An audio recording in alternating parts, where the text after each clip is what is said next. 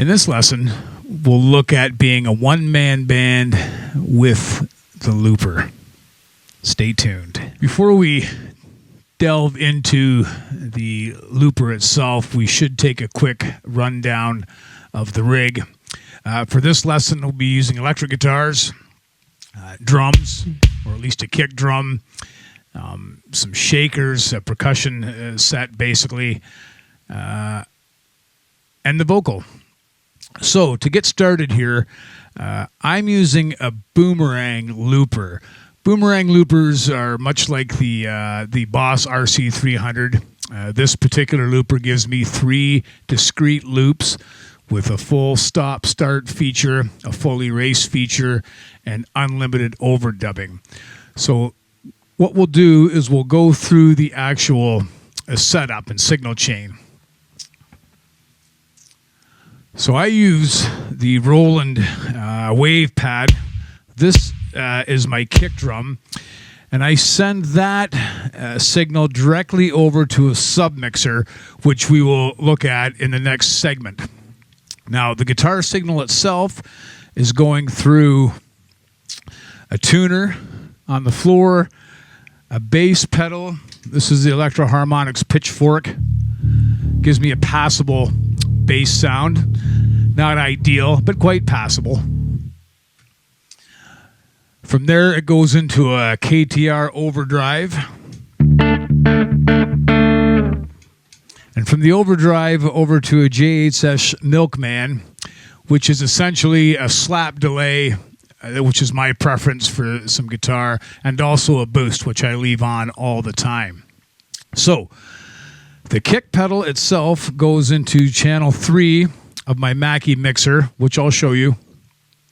The guitar signal itself goes from the JHS Milkman. I have a JDI radial direct drive, which is kind of a secret weapon, which allows me to maintain somewhat of a decent guitar tone directly into a mixer.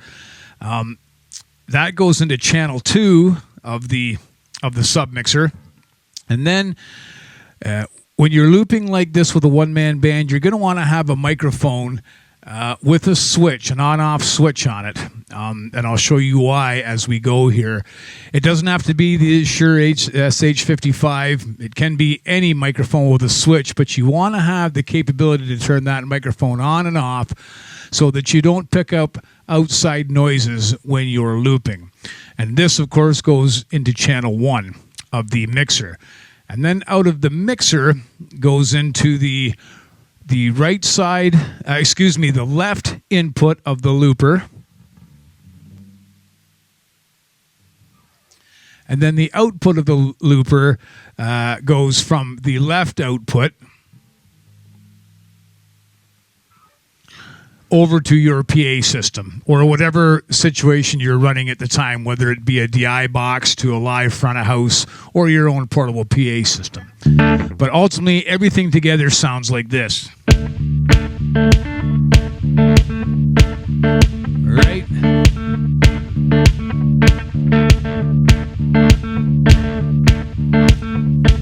See, and that's now, I've got a loop out of time there. I'm just showing you what can happen. So you can see the loop off. It sounds like this. And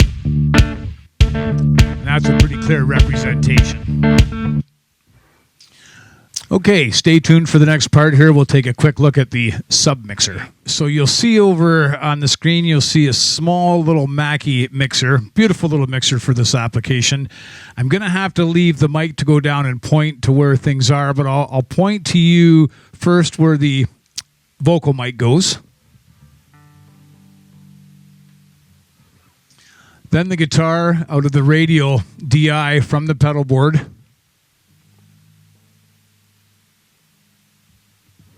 Channel 2, and then finally the drum, and in this case my Roland kick drum, over to channel 3.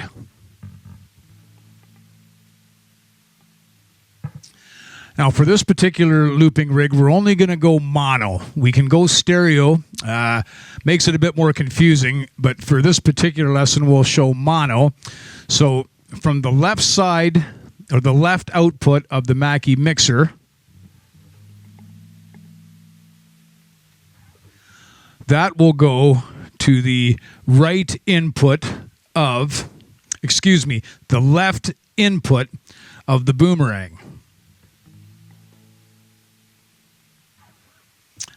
And then the left output of the boomerang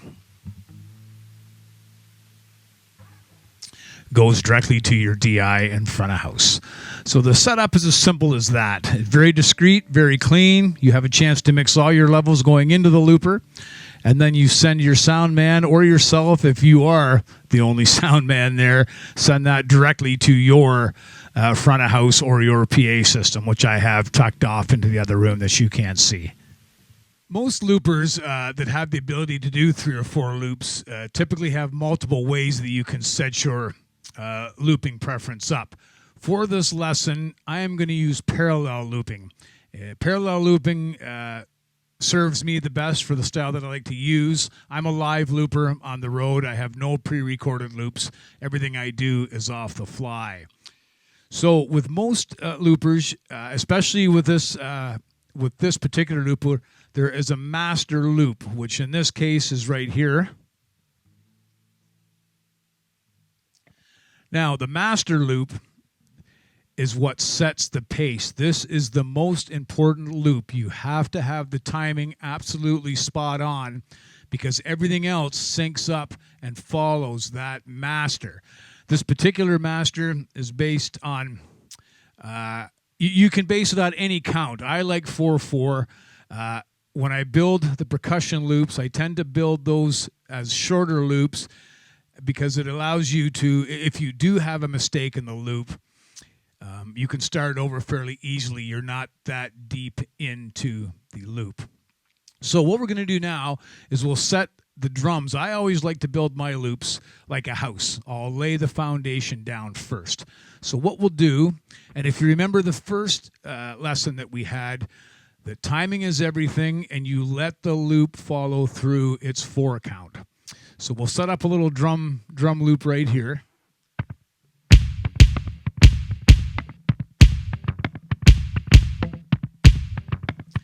Now you see how I set the timing. Now you'll also see that the light flashes every time you see that flashing red light blink. That means that is 1 rotation of 4. Now I'm going to finish building this loop with an overdub. Now the overdubs on these loopers are unlimited, but you got to think about your hierarchy, about how you want to build the loop. So for now, I'll put on the snare drum.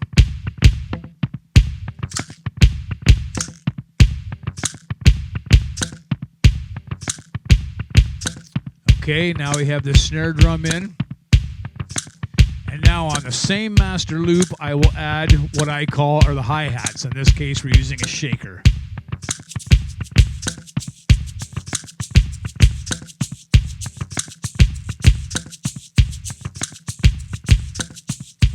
Okay.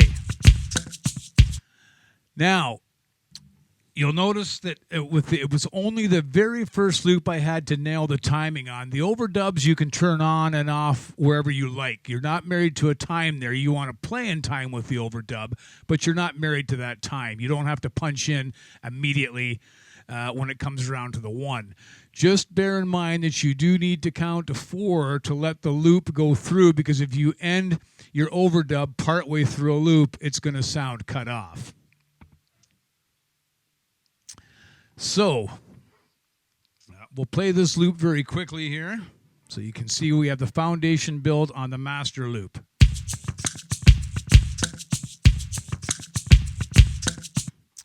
Okay. Now, as I said earlier on, you're going to want to have a microphone that has a switch on it, because what will happen when you're playing a loop, the mic is on going through the mixer over to the looper. You're going to pick up any unwanted noise, including any extra sounds that you don't want. So if we shut the mic off, now I can lay down a discrete bass line on loop 2.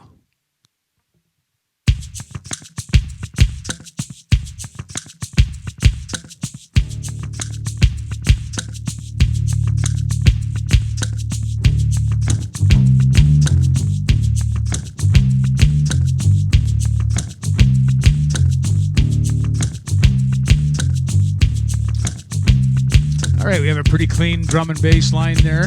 Now you'll notice, I'll just stop all this for a second. You'll notice now that the second loop was a multiple of the first loop, meaning the first loop was 4 bars, the drum loop, the foundation, 4-bar loop. The second loop is a multiple. I did 8 bars, a double loop. With any of these loops, you can do any multiple of the first loop. So, for instance, if you did a 2-bar first loop, you could do a 4-bar second loop or a 2-bar second loop. But if you do a 4-bar first loop, you can do multiples. The next loop can be 8, 12, 16, 20, any multiple of that original loop. So I'm going to add the rhythm guitar now to the second loop.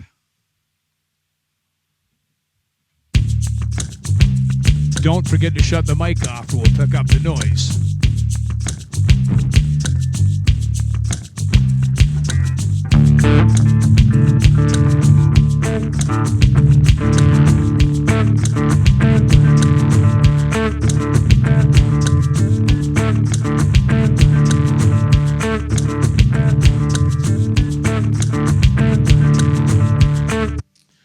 Okay, so just a very, very simple rhythm guitar part. I'm keeping it very simple for this one. We're going to do basically a 2-chord song here. So now I'm going to add a third part. Now, some guys, if you play the serial loops, they will set that third loop to be a chorus, the second loop to be a verse, with the first loop being your drum loop. You can also set it up all 3 loops in serial. You could have like a verse in loop 1, a chorus in loop 2, and a bridge in loop 3. Again, I tend to go with the live on the fly looping. I can set it up easy, and I tend to use my footwork a bit more. So here we go with the third loop, and don't forget to turn the mic off. Actually, no, I'm going to leave the mic on for this to show you what the problem may be, and then we'll redo the loop.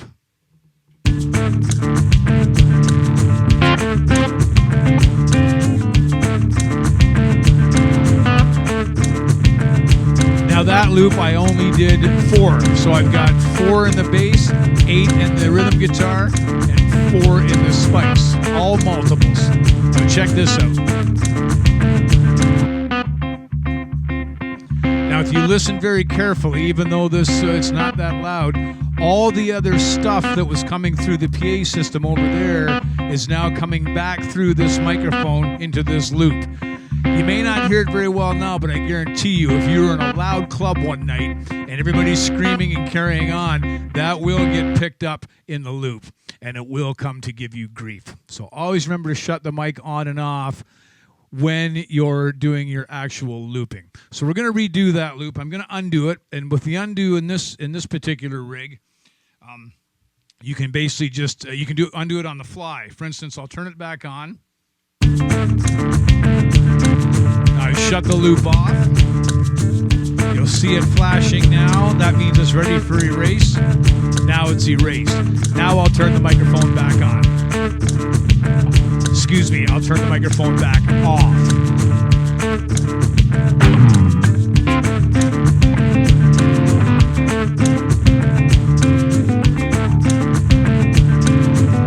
All right, so now you've got the band working all through one loop. In that case, now you can play a little bit of lead guitar over top of the loop.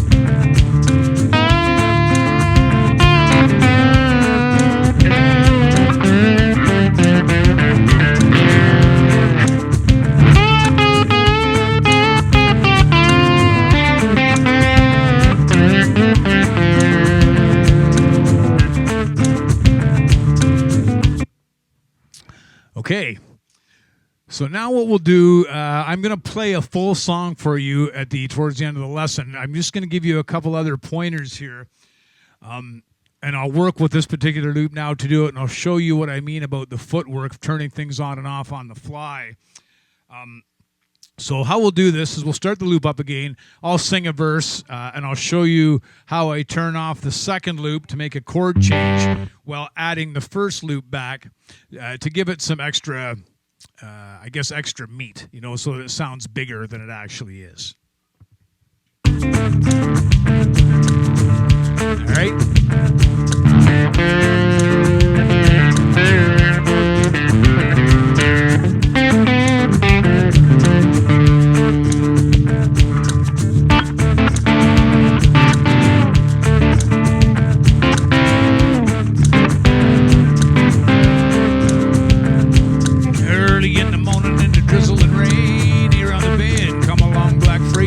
Somebody yodel, somebody moan. Jimmy been dead, he's been a long time gone. He's been a long time gone. Been a long time gone.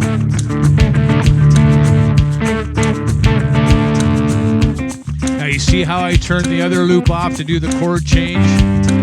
It's a little bit more of a fancy footwork, but once you get onto it, it opens up a whole new world for you.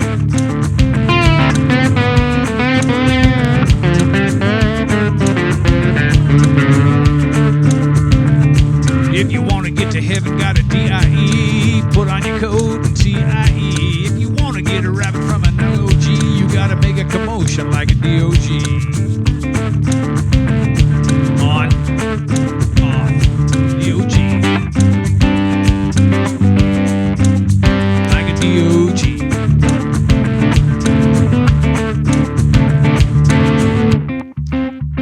So now I've just went down to the original, or excuse me, the third loop, just as a timer. I can add the drums back in if I want. It'll wait. See, it's all synced up to that original master loop. There's the rhythm guitar. Now I'll pull out the drums and the third guitar. That's just the rhythm guitar. All based on the first master loop. There we go. The third one. Now you'll notice all three lights flash together. That signifies the entire 4-bar loop, and that's your visual to know where you are in the song. Okay, now very quickly here, the last thing before we move on. Now this particular looper, as all of them do, have basically a dedicated a dedicated start-stop switch. In this case, it's here on my top. Starts and stops the whole thing. And then to erase the whole thing, and this is one of the troubles with some of the other loopers. Some of the other loopers have a 2-second undo feature, which is essentially inherent in the algorithms based in the looper. I find that unusable for me. This particular looper, when I want to erase all or erase 1 or 2 loops, it happens immediately. Watch my foot when I do the erase and you'll see the lights go out altogether. Just like that. Very simple for if you're on stage in a live situation. The drawback of this looper is there's no memory card. You can't store loops. Once you're done with the song, you want to do something else, you have to erase it and start over, which in my humble opinion will make you a better live looper. One thing we did forget to mention just earlier on before that song, we'll do it now. Most of the loopers each have individual volume controls on each loop within the looper. In this case, I'll just, although I can't talk to you on the microphone when I show you, I'll show you what I mean with my finger on the second camera.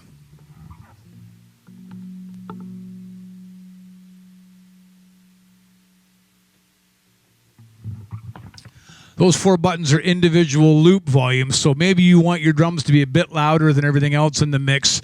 It affects going to your PA system, so it's like a second mixer from the sub mixer. So you mix your signal going in, then you can mix your signal going out. Most of the multiple looping rigs have that feature. They all act somewhat differently, some the same. But for those who are questioning, there is a way to control your mix going out of the looper into the PA. Also, there's other things in this looper that we won't touch on today, but there's fades. You know, you can fade out a song with a looper. You can fade into a song. You can have decay where one of the loops slowly trails off and another one comes in slowly. More, I think, for the ethereal looping guys, not so much for the singer-songwriter guys or the one-man band guys, but there's unlimited possibilities you can do with those. Normally in these lessons we have the jam track if you've been following along on the YouTube channel. For this lesson here, I'm actually going to play a song using the looper, using the different methods that I've discussed here previously. This is a song called Picks off the Loop record, which was released in 2015. So we'll start off with the drums. I'm gonna start this with the drums. I'm just gonna play the whole song, and you can watch and follow along, watch my footwork, and watch what we do here. The principles are the same. I'm gonna set up the chorus on the third loop. However, it's not serial. It's going to be parallel, which means I have to shut off the second loop and turn on the first loop to do the transition. I have to make sure my timing is reasonably well. Even though it waits to sync up, you want to be a beat before the actual sync count so as to stay in line. If you miss it, it's not going to be there for you when you need it. And don't forget to shut the mic off to start with.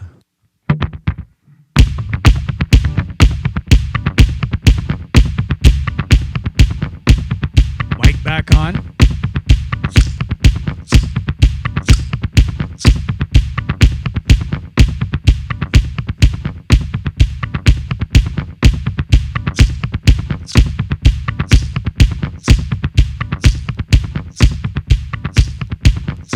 Snare drum in, here comes the hi-hat.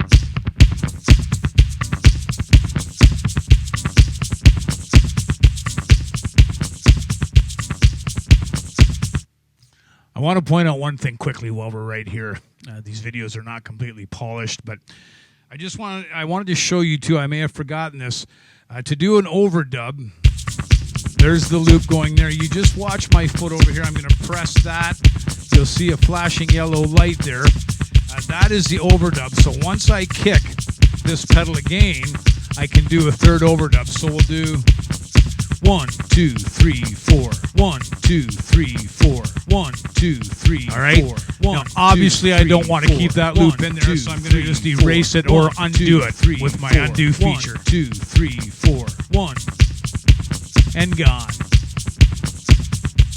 So I'm going to lay down the chorus of the song first. I'm going to shut the mic off.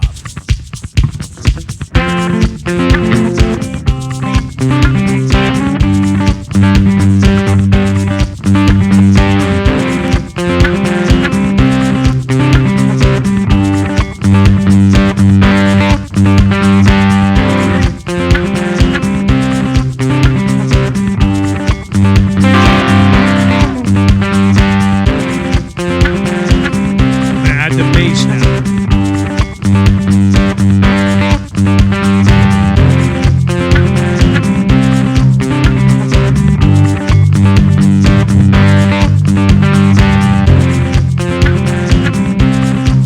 So I have the chorus set up now. I'll shut the drums off for a sec.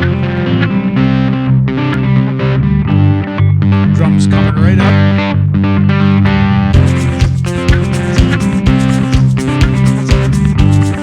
Now I'll add the second part.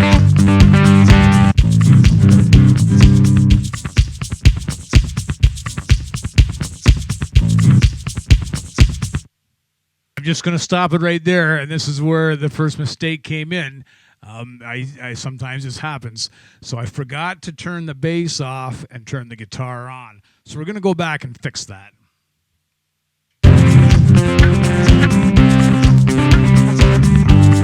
Here we go.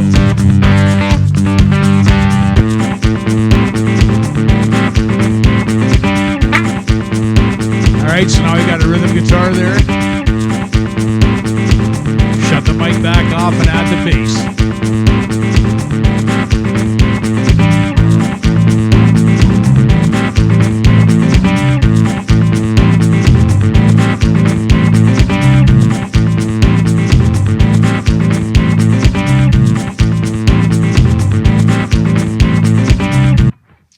Okay, so I've set the whole song up. Now, normally in a live situation, I just keep on going, but I'm just stopping and starting here to help you guys.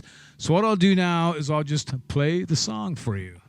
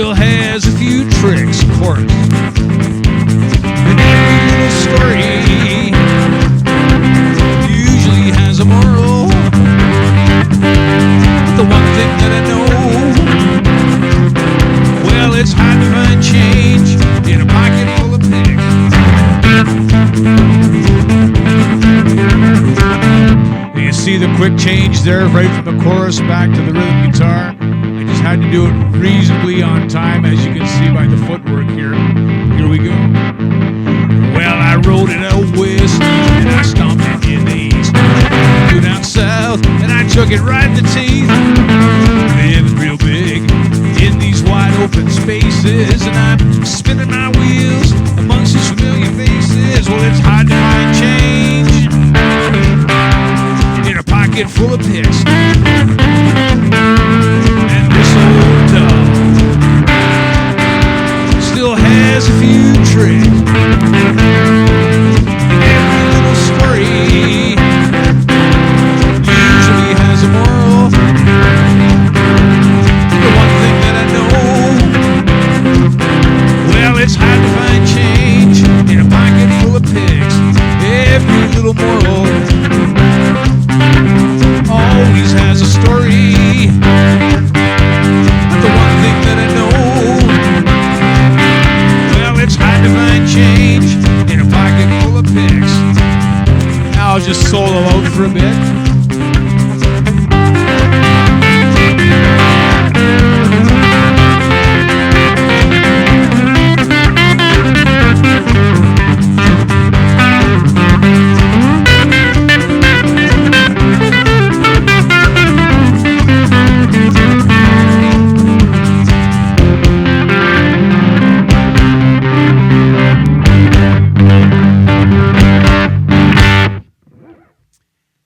Okay, so you notice I used the kick pedal there just a little bit towards the end just to pretend like I'm in a big rock band. But essentially that's what you can do with a 3-channel looper and a 4-channel looper. The world is unlimited. But basically the basic principle is you want to build your foundation however you choose to do that, and add your things accordingly, bearing in mind that things you want to remove and take out, you have to think about that. I mean, in this case right here, I've got a 3-part drum track here. I can only undo the shaker. I can only undo...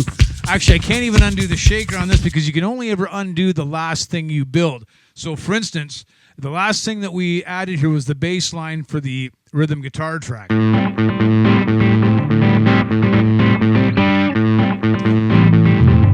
See, now I can add that back in.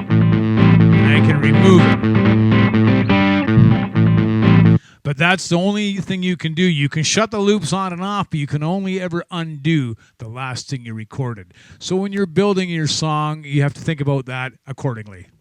Well, I hope you've enjoyed that in-depth looping lesson today. If you have any questions or comments, you can certainly ask them to me on the YouTube channel. I'm pretty active there. If you go into the comments section and have a question, I'll answer it quick as I possibly can. Since time is currently meaningless in my life with touring gone for the time being, I just sit around looking for comments to answer.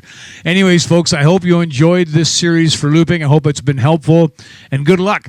There's all kinds of loopers out there, and as I've always said, you know, the machines remain the same, but the looper is like the canvas, and you are the paintbrush. Depends on how you want to paint your musical picture through that looper.